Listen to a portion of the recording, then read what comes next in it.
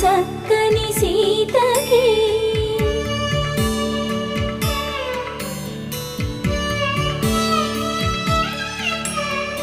ఎర్ర జాబిలి చేయి రాముడేడని అడుగుతుంటే చూడలేదని పెదవి చెప్పే చెప్పలేమని కనులు చెప్పే నల్ల పూసైన